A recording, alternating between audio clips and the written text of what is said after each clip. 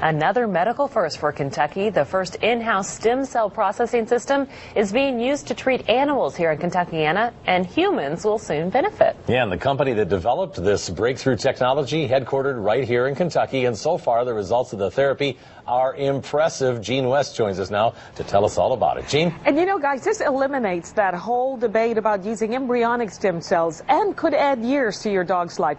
Getting stem cells from your own fat used to require waiting weeks for the cells to be processed until now. Come with us to the Finchville Animal Clinic for a glimpse of the medical future.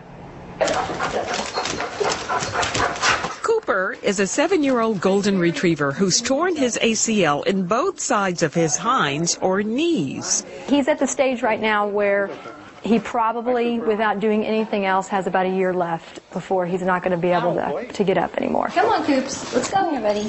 He's a bit reluctant, but he's about to undergo a medical breakthrough that could add years to his life and maybe even save some humans.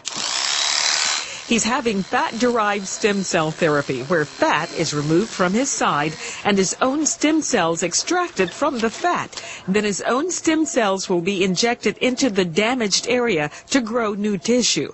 That's not new. What is new is the process that is used to extract the stem cells. A new high-tech kit that is used to process the cells on site without having to send the tissue off to a lab for processing. Well, the advantage of being able to do it on site is these stem cells are very delicate, and you can lose a lot of stem cells in the transfer period, and they don't have a certain limited amount of lifespan. In fact, sending tissue off to a lab and waiting weeks for the stem cells to be ready to be injected back into the body can result in the loss of up to 40% or more of the precious cells, compromising the result.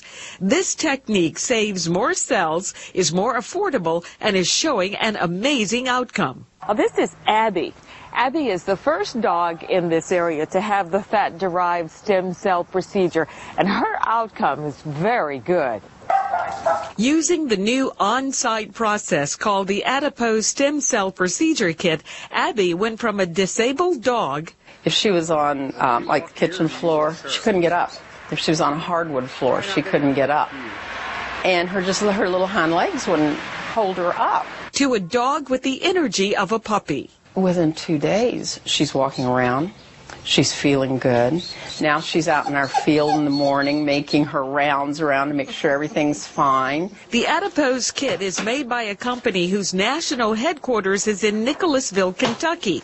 Jeremy Delk is the managing director. What we've done is develop the world's first in-house stem cell procedure kit that's allowing a veterinarian to do this procedure in-house, in-clinic on the same day. He's a good boy.